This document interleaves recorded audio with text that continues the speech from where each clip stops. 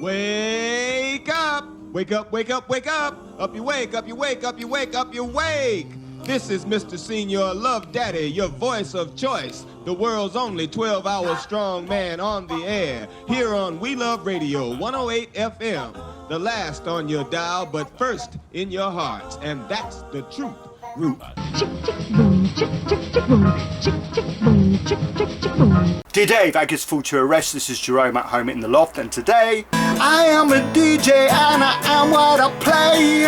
It's Jukebox Movies, and what I mean by that are films that utilise a compilation of recordings from pop music in the soundtrack. I don't mean jukebox musicals where a selection of pre-existing songs are actually performed on screen, so you can't have the Blues Brothers, Mamma Mia, Happy Feet, that sort of thing. And neither can you have films that have had iconic music composed for them, like The Breakfast Club, Beverly Hills Cop, that sort of thing. Given these parameters, the category is still a tricky one given the vast number of great choices. The film that will immediately spring to many people's minds when thinking about jukebox movies is George Lucas's stellar 1973 hit American Graffiti, a nostalgic celebration of American teen culture and the music of the 1950s and early 1960s. It stars what was then completely unknown actors such as the young Richard Dreyfuss, Ron Howard and Harrison Ford among the high school teenagers cruising around the drive-ins and hangouts of suburban California with their radios playing a vast array of songs from the likes of Buddy Holly and Chuck Berry right up to Booker T and the MGs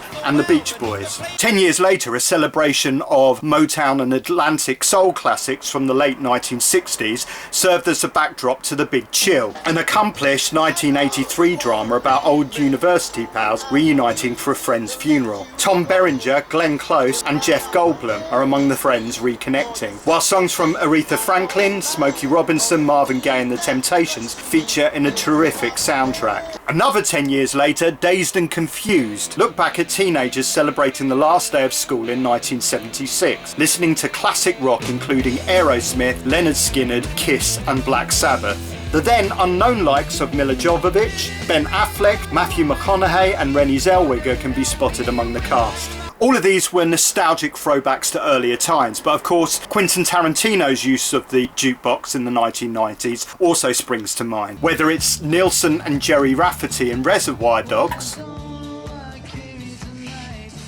Dusty Springfield and Al Green in Pulp Fiction, or Bobby Womack and the Delphonics in Jackie Brown.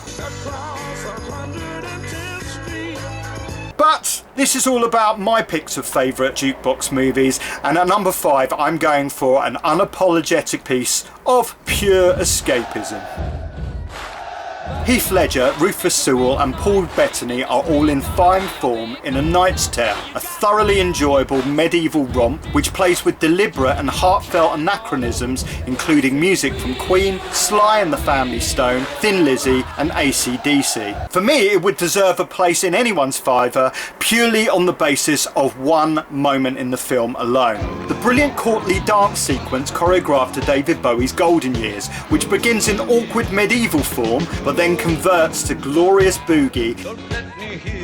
Director Brian Helgeland had originally planned to use classic disco floor filler Get Down Tonight by Casey and the Sunshine Band, a potentially disastrous choice which might have killed the film altogether, but he was strongly lobbied by a very passionate Heath Ledger to revert to using Bowie instead, and the result is an absolute joy. Don't let me hear you say life's taking you nowhere, angel. A Knight's Tale comes in at number 5. At number 4, it's one Marvel got right back in those golden years when Marvel tended to get things right. Remember them? Hooked on a Feeling, Blue Swede, 1973, that song belongs to me!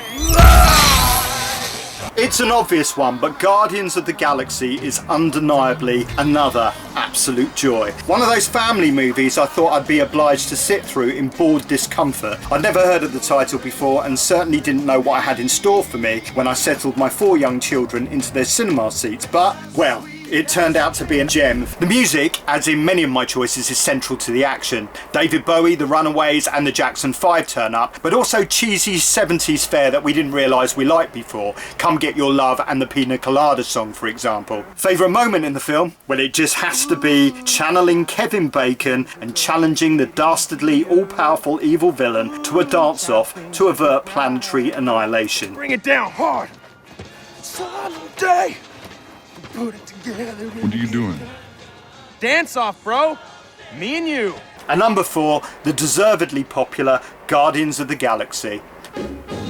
On to number 3, and we're transported back to the golden years of radio in the 1930s and 40s. Radio Days is still one of my favourite Woody Allen movies. A heartwarming semi-autobiographical comedy celebrating an era exemplified by the Radio City Music Hall in Midtown Manhattan, with music from the likes of Glenn Miller, Duke Ellington, Artie Shaw and Benny Goodman. You'll spot Seth Green, Julie Kavner, Diane Wiest, Mia Farrow and Diane Keaton among what Roger Ebert described as a kaleidoscope of characters spinning out one delight after another. So who do you think is right? I think you both deserve each other. What does that mean? Look, we didn't come here to be insulted. I love him, but what did I do to deserve him? Favourite moment? Has to be Cousin Ruthie, played by Joy Newman, and Carmen Miranda's South American Way. Radio Days is my choice at number 3.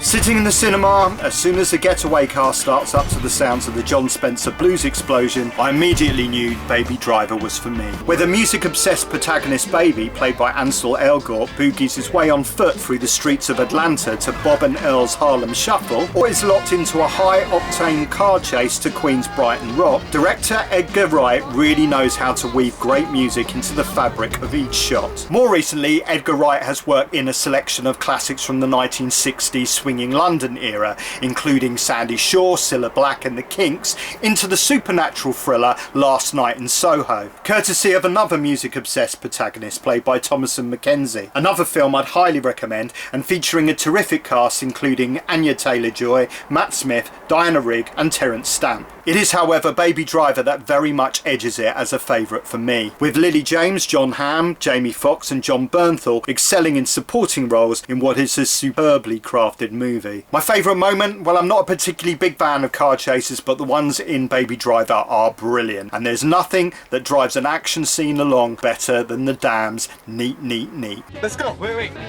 I gotta start the song over.